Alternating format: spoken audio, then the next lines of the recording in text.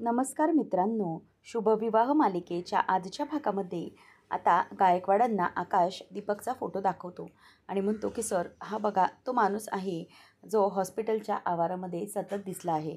त्याचबरोबर गायकवाड म्हणतात 1 मिनिट आणि ते त्यांचा मोबाईल काढतात आणि मग दीपकचा त्यांच्याजवळचा असलेला फोटो आकाशला दाखवत म्हणतात की हीच आहे ना ही व्यक्ती. त्यावेळेला मग दोन्ही फोटो एकत्र आल्यानंतर आकाश म्हणतो की हो, याच त्या 2 व्यक्ती आहेत. परंतु सर याचा फोटो तुमच्याकडे कसा काय? तेव्हा गायकवाड म्हणतात की हा फोटो मला भूमी मॅडमने दिला होता.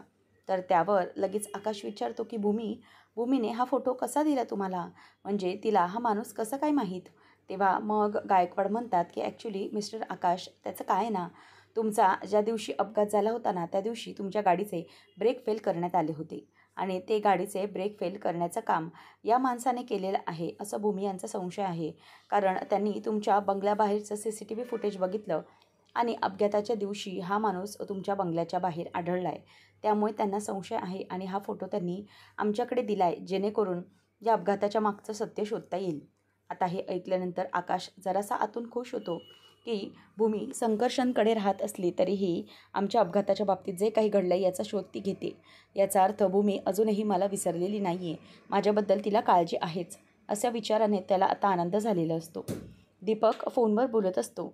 तेवढ्यातच आता रागिनी त्याला जोरात अगदी गाडी ओव्हरटेक करते. तेव्हा दीपक म्हणतो की अहो मॅडम काय करताय? अहो मी इथून उडालो असतो ना, मेलो असतो. तेव्हा मग रागिनी म्हणते की खरं तर ना मारायचंच होता. तुला असं कट मारून मारलं नसतं ना, तर मग प्रॉब्लेमच झाला असता. तेव्हा मग तो म्हणतो की मॅडम बोला असं काय झालं आहे? तेव्हा रागिनी म्हणते की अरे तुला एक काम धड करता येत नाही का? तुला सांगितलं होतं ना की कुठेही दिसू नकोस म्हणून आणि त्या हॉस्पिटलच्या CCTVमध्ये अगदी मस्त दिसतोयस तू चेहरा उघडा ठेवून. तेव्हा तो म्हणतो की मॅडम अहो त्यात इतकं काही दिसत नाही आहे. तेव्हा मग रागिनी म्हणते की इतकं काही दिसत नाही आहे म्हणजे? अरे तू स्पष्टपणे दिसतोयस, ती भूमी तुझा शोध घेते, कळतंय का तुला? असं म्हणून ती ओरडते. त्याच वेळेला आता भूमी ही मोबाईल बघत असते आणि म्हणते की ओजसच्या ट्युशनचं लोकेशन तर हेच आहे ना? मग नक्की दुसरीकडून कुठे जात आहे का मी? तेव्हा मग ती रिक्षावाल्याला म्हणते की दादा 1 मिनिट हे लोकेशन ना जरा चुकीचं दाखवते. तुम्ही जरा टर्न मारून घ्या. असं म्हणून भूमी आता रिक्षामधून तिथून टर्न घेत असते. त्याच वेळेला टर्न घेत असताना तिची नजर ही रागिनीकडे पडते आणि ती कोणाशी तरी बोलत असते हे तिच्या आता लक्षात आलेलं असतं. नंतर मग दीपक म्हणतो की मॅडम तुम्ही नका काळजी करू. त्यानंतर मग आकाश म्हणतो की सर हे खरंच एकदम विचित्र वाटतंय मला. तेव्हा मग गायकवाड म्हणतात की बसा मिस्टर आकाश तुम्ही. तेव्हा आकाश म्हणतो की मला सांगा की हा माणूस आमच्या वाईटावर का टपला माझी त्याच्याशी कोणत्याही प्रकारची दुश्मनी नाही आहे. मग हे सगळं करण्यासाठी हा का प्रयत्न करतोय? तेव्हा मग गायकवाड म्हणतात की कसं आहे ना, त्याच्याशी तुमची अप्रत्यक्षरित्या दुश्मनी असू शकते. म्हणजेच कोणीतरी अशी व्यक्ती आहे आणि या माणसाच्या बाबतीत आमच्याकडे जुना रेकॉर्ड आहे. हा माणूस पैसे घेऊन सुपाऱ्या घेतो आणि कसं आहे ना, त्याला पैसे दिले की तो कोणाचाही जीव घेण्यासाठी मागेपुढे बघणारातला नाही आहे. त्यामुळे हा अगदी सिरियल किलर असल्यासारखाच आहे. त्याला एखाद्या व्यक्तीने पैसे दिले तर तो त्याचं काम अगदी व्यवस्थितच करतो. शिवाय तो शार्प शूटर देखील आहे, हे लक्षात घ्या. मग आकाश म्हणतो की हां, पण माझ्या माझ्या विरोधात का बरं हे सगळं काम करतोय? तेव्हा मग गायकवाड म्हणतो की हे बघा, लक्षात घ्या, हा स्वतः तुमच्या काही दुश्मनी नाही आहे. याला कोणीतरी तुमच्या विरोधात काम देते किंवा तुमच्या विरोधात सुपारी देते असं म्हणायला पाहिजे आणि म्हणूनच तो सगळं हे घडवून आणतोय.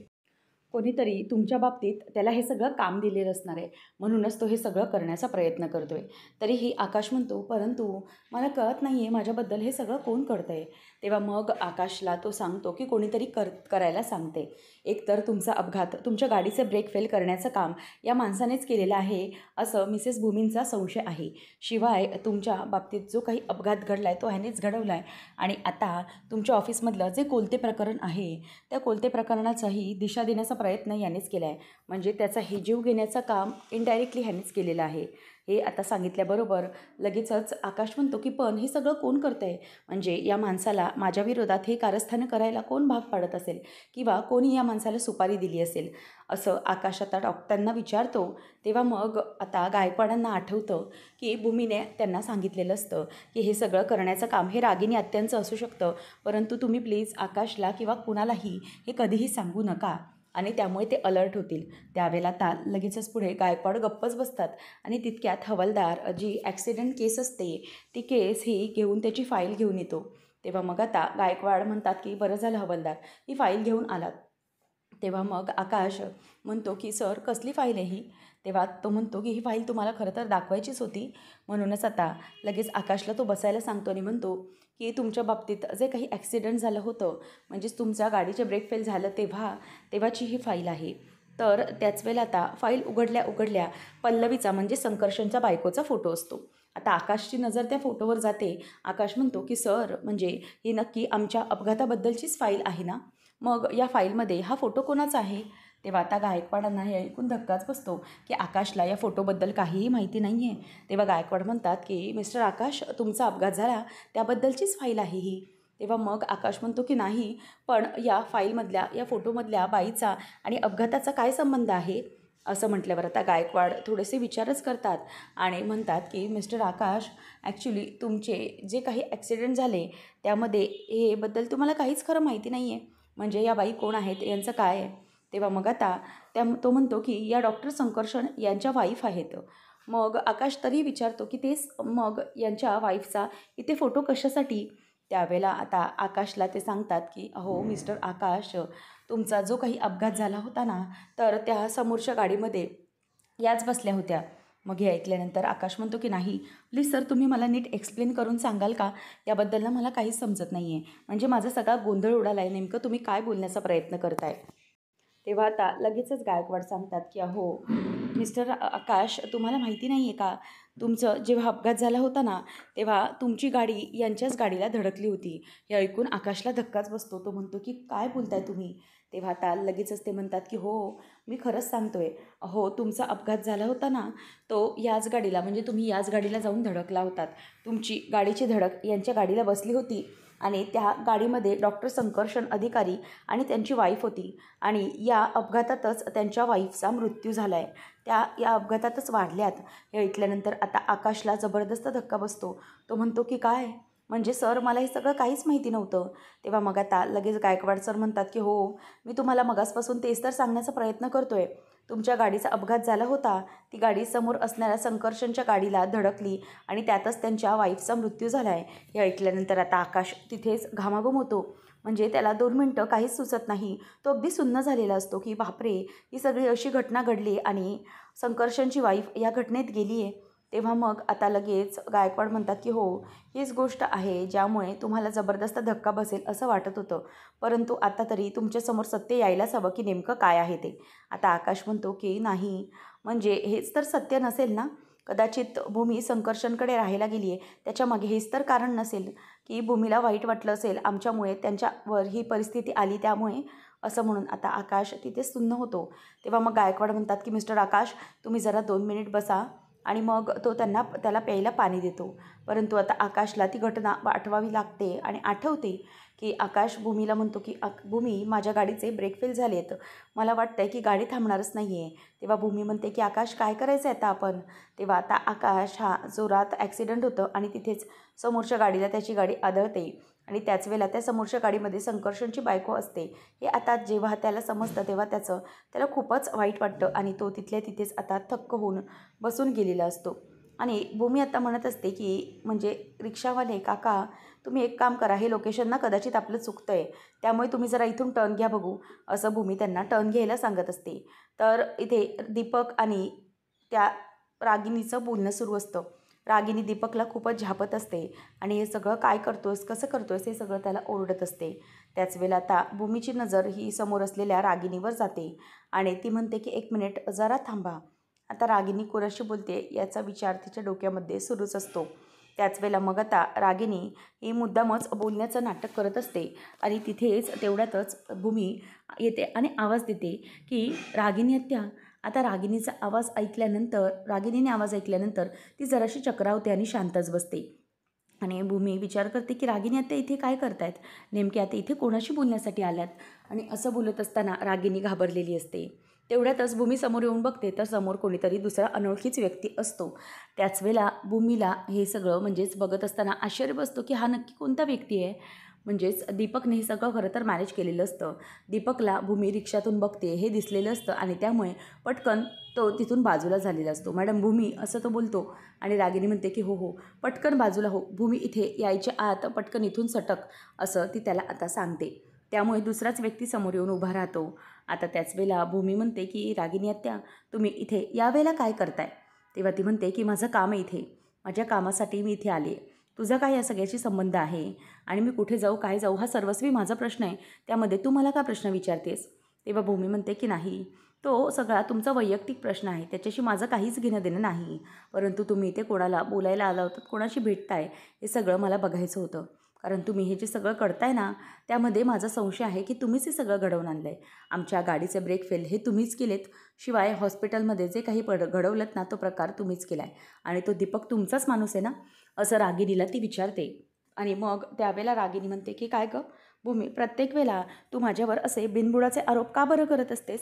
हे सगळं करून तुला काय मिळत असतं? म्हणजे नाही, प्रत्येक वेळी काहीतरी वाईट घडलं, चुकीचं घडलंस तर त्याला रागिनीच जबाबदार, असंच तुझं गणित झालेलं आहे ना सगळं. म्हणजे त्यामुळेच तू हे सगळं करतेस. आणि जर जर मी केले असं तुला वाटतंय तर पुराव्यानिशी ते सिद्ध कर. भूमी म्हणते की हो, पुराव्यानिशी ते सिद्ध तर मी करणारच आहे. काही झालं तरीही मला ते सिद्ध करायचंच आहे. तेव्हा आता रागिनी तिच्याकडे अगदी रागानेच बघत असते आणि म्हणते की ठीक आहे, कर सिद्ध ते. आणि तू मला आता काही सांगूच नको, कारण तू जे काही केलं आहेस ना, त्यामुळे आमच्या घराला किती त्रास होतो आहे ते आम्हाला माहीत आहे. त्यामुळे तू आता मला पुढे काही बोलून दाखवूच नको. भूमी म्हणते की हे बघा, तुम्ही हा जो काही साळसूतपणाचा अवंत आहे ना, तो माझ्यासमोर आणू नका. कारण तुम्ही किती खोल आहात ते आम्हाला सगळं माहिती आहे. आणि हे सगळं कधीपर्यंत लपवाल? खरं तर संकर्षणमध्ये भांडण आणि संकर्षण आकाशमध्ये भांडण करण्यासाठीच तुम्ही हे सगळं खरं तर घडवून आणत आहात. परंतु तुम्हाला काय वाटतंय की आम्हाला हे सगळं करणार नाही आहे का? सगळं कळतंय, परंतु मी गप्प आहे कारण माझ्याकडे काही पुरावा नाही. ज्या दिवशी पुरावा येईल ना, त्यावेळेला मी तुम्हाला बरोबर दाखवेन की मी काय वागू शकते आणि कसं वागू शकते. पुन्हा नाही त्या घरातून तुम्हाला हकलवलं ना तर बघा. त्याच वेळेला आता रागिनीला तिची खूप चिड आलेली असते आणि रागिनी आता लगेच भूमीच्या अंगावर हात उचलायला जाते.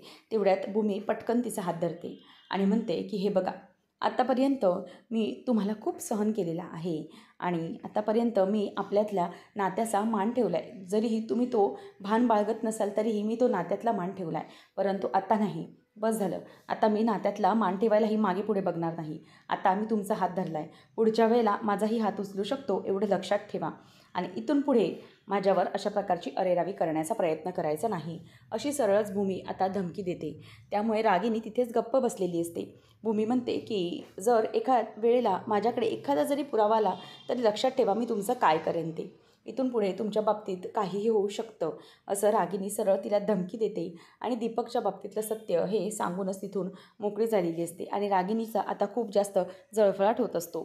तर आकाश आता त्याला खरं सत्य समजतं, त्यामुळे तो भूमीशी बोलण्यासाठी तिथेच बंगल्याच्या बाहेर उभा असतो आणि विचार करत असतो की कधी एकदा भूमी येते आणि मी तिच्याशी बोलतो. कारण किती काही झालं तरीही भूमीवर मला नजर ठेवली पाहिजे.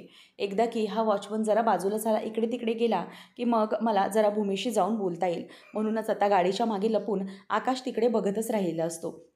त्याच वेळेला आता तो म्हणतो की हा वॉचमन तरी इथून कधी बाजूला जातो आहे ते समजत नाही आहे. मग मला भूमीशी आतमध्ये जाऊन जरा बोलता येईल. म्हणूनच तो तिथेच लपून आता बसलेला असतो. त्याच वेळेला आता भूमी कधी बाहेर येते किंवा तो वॉचमन बाजूला हलतोय याची वाट आकाश बघत असतो. त्याच वेळेला आता आकाशला आठवत असतं की कशाप्रकारे गायकवाडांनी या सगळ्या पल्लवीच्या मृत्यूमागचा खुलासा केलेला असतो आणि त्याच्या संकर्षांच्या बायकोचा जाण्यामागे आकाशच जबाबदार आहे.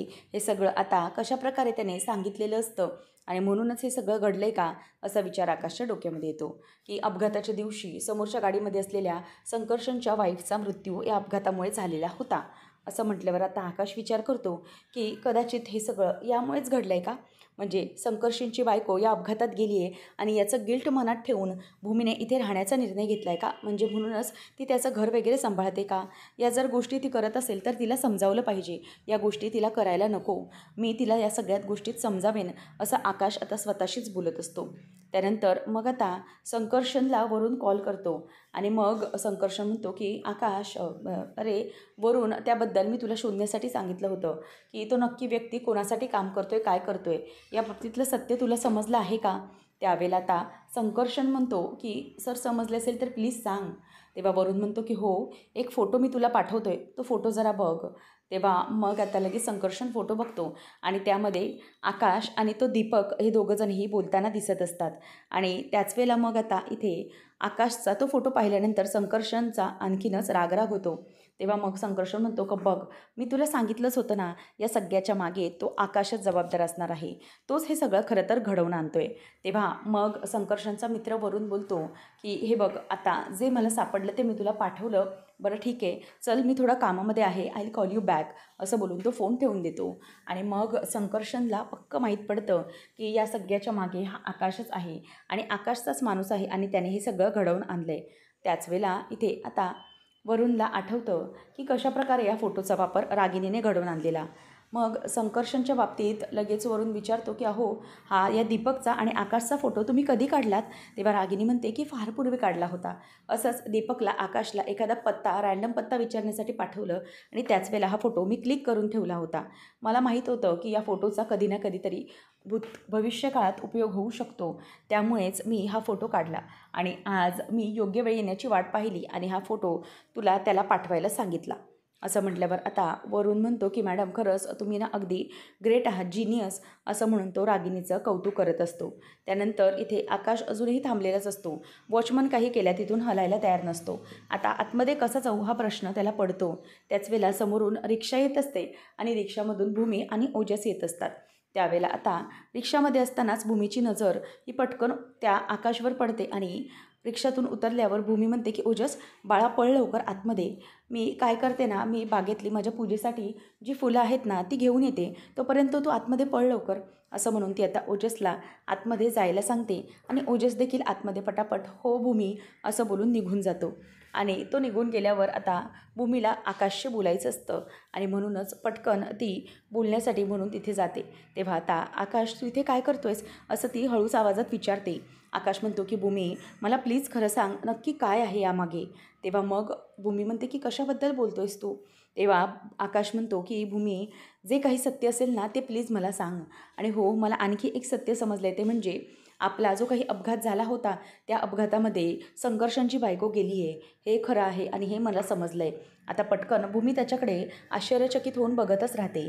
आता आकाश म्हणतो की भूमी, मला सगळं सत्य समजलं आहे, त्यामुळे तू प्लीज असा विचार करतेस का की आपल्या या अपघातामुळे त्याची बायकोचा जीव गेला आहे आणि तेच मनात गिल्ट ठेवून तू इथे संकर्षणच्या घरी येऊन राहतेस का? जर तसं करत असशील तर प्लीज मला सांग.